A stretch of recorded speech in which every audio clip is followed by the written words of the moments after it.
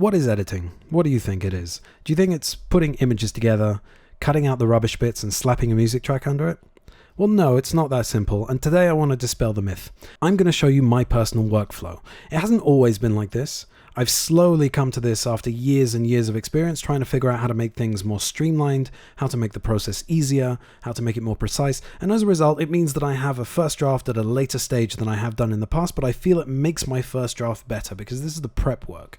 This is very, very important. It gives me more control over the material, it's more thorough, and it hopefully gets to a point where the client's needs are met in a more targeted way. This is just for educational purposes and for anyone with any interest in it. I'm not saying this is how it needs to be done, but this is what works for me right now. I suppose the difference is that I'm spending more time at the prep stage at the front of the project than I am in the back end of the project at the changes stage, which to be honest is preferable to me.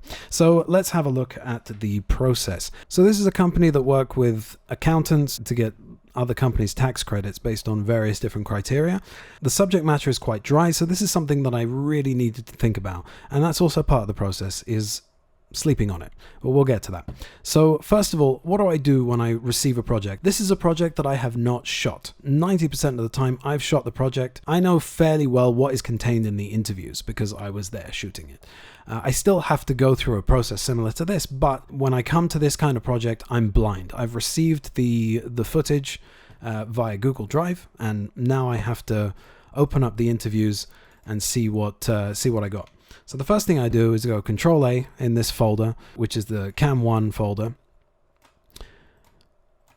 And you can see here that I've color-coded everything. And the reason why I've done that is so that I can differentiate. I did this before. Obviously, when I get the project, the entire thing will look like this. The default color in Premiere is iris. And as you can see, everything looks the same at a glance. Right?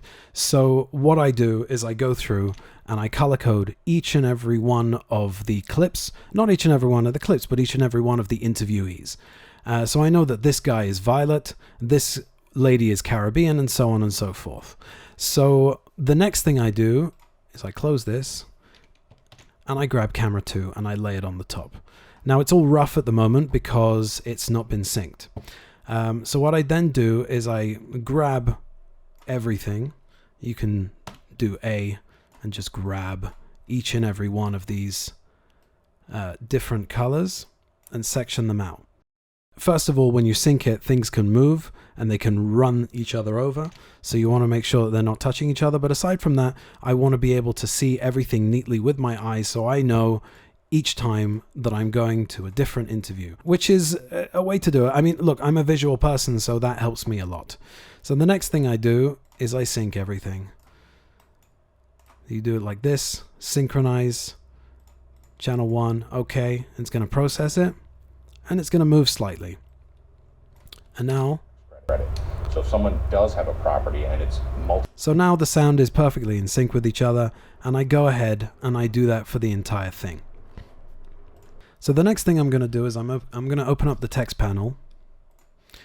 I'm going to go to the tab that says transcript over here. Make sure that you've clicked into your sequence so that it knows what sequence it's supposed to be transcribing. And I click transcribe. And what that's going to do now is it's going to transcribe the entire sequence. I'm not going to go through it because it might take a few minutes. But what I'm left with is this. I've got this transcription here, and I'm going to make captions out of it. It's another visual cue that I can see over here. This is the final synced sequence over here.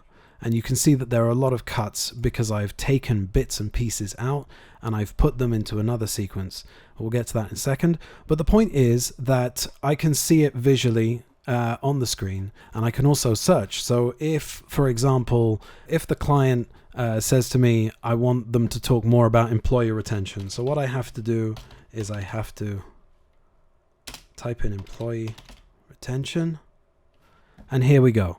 It says the employee retention credit. So now I've skipped to the exact point in this interview particularly where he talks about employee retention. That is very, very useful. Once I've got all that done, I open up a new sequence called interview picks. You see it's opened it up over here. And I have a sequence here. This is going to disappear now, the program window, because I have two screens. So, and you're not going to be able to see this, but it's going to go over now into the second screen. So you won't be able to see that, but you'll be able to see the timeline. So this is called Pancake. And what that is you're flattening the timelines and you're putting them one on top of the other. And what I do is I grab a piece.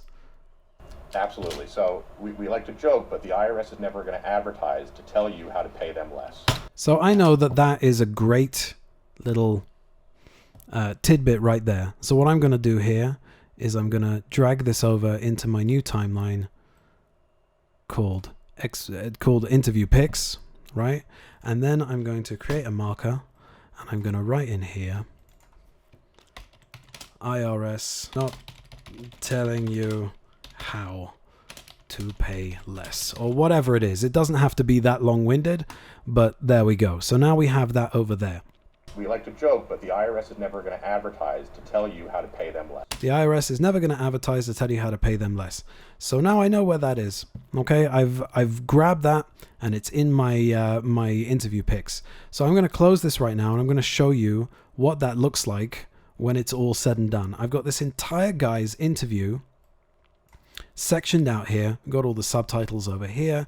All of these different picks or selects. Each of these has a marker on it that tells me exactly what the guy's talking about. All of these are now at my fingertips, which means that when I come back to it, so this is the main project, this is the final project, and if I take interview pics and I chuck it up here, so when I want to start building my timeline, what do I want it to start with? What do I want them to talk about? I want to start with this guy, and I want him to talk about they don't advertise ways that you can get tax credits, okay? So I have it here. Depending who it is, and what a good answer sometimes is, well, they don't advertise it at the Super Bowl. So I grab that, I drag it down into my timeline, and I start building my timeline. So that's the process. And to be honest with you, when you've got a timeline that has, let's have a look. I can see here that what I have is 2 hours and 32 minutes worth of interviews. And I have to go through all 2 hours and 32 minutes of that so that I know what I've got. What also takes a lot of time is building the timeline, because it's very easy just to create a bog standard promo video. This is what we do. This is how we do it. This is the problem. This is the solution. Tie it up in a nice bow and Bob's your uncle, you're done. However, if you want to give that little bit extra, you want the audience to sit and view the video in its entirety, or at least the first minute, because to be honest, you can have people turn off in the first 10 seconds. People don't have a lot of patience, especially if you're talking about something as dry as taxes. So I had just been to see the movie Oppenheimer, and Oppenheimer is about a bunch of men standing in rooms chatting to each other. And somehow, through the magic of editing and sound design and direction and performance, Christopher Nolan managed to turn something that could potentially be a very dry history lesson into something that popped off the screen and made you sit on the edge of your seat. He directed and edited it like a thriller, basically. And it's quite an intense movie. And so what I decided was to take some of those techniques and apply it to this. And at the very least, even if all of this over here until the end was going to be dry and boring, at the very least we will have got your attention in the first 20 odd seconds. So have a look at this and you'll see what I did. The biggest thing about our industry that people don't know is that it even exists. What I'll hear often is, how come I never heard of this? They don't advertise it at the Super Bowl. There are literally hundreds of tax credits that businesses are unaware of. The IRS is never going to advertise to tell you how to pay them less. I don't like the term free money, but it's money that they weren't getting before, you know? Is this not too good to be true?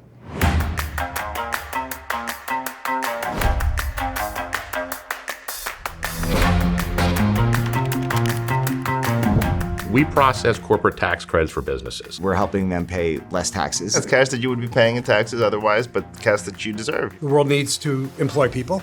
Everybody likes to save money, so we tend to win. And then we're all able to make a living out of it.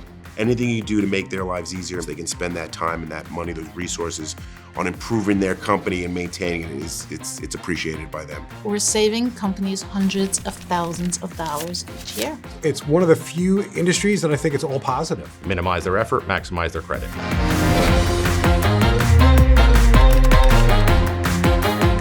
Our biggest hurdle is educational. So it's about getting in front of people, letting them know what tax credits are applicable to them, and then being able to process that with as little effort on their part and as much due diligence as we can in order to maximize each credit value. People need to know that this is a real service. There's a lot of credits out there that you could have access to that could help you grow your business, allocate funds to other things, reinvesting in your business, reinvesting in your employees. This is a company that's been in this industry for a couple decades now. We're not newcomers, and we know exactly what we're doing. There's only so many hours in a day that you have to invest, and we have a whole team that's all they do. They invest their hours into finding those additional credits. It's just getting the work done, getting you the tax credit, and then you pay us based on the tax credit that you get. It's a no-brainer.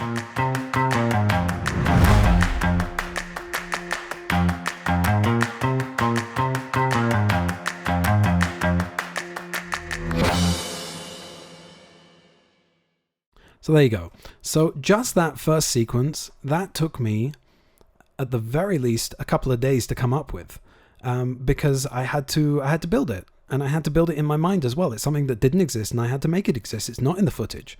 It's something that I had to come up with. It's a creative process. I don't know about other editors, but for me, it doesn't come to me easily. I need to really think on it. Looking for music is another thing that takes a lot of time. I can spend 3 or 4 hours looking for a music track. Once you get to this point and you're all edited up, they're going to say to you, we don't like that this guy's talking about this. Can you see if you've got anything better from him? We need him to talk about X. So that's where I go back into my interview picks, and I can just, find this guy. What color is he? Let's have a look. Okay, this guy's royal blue, right? Oh, there he is. Come in here, and I can see here's my markers. He loves working with people. He talks about home care. He talks about the categories of the work opportunity tax credit. He talks about who the perfect client is, and I've got my subtitles here as well. So yeah, if I want to find the keyword CFO, I go in here and I search CFO, and it's gonna find it for me. All of that work is, to me, very, very imperative. It's imperative to my workflow. It's imperative to my process before the actual editing takes place. I know exactly where I am at all times and what I need to do. So there you have it. Thanks so much for watching.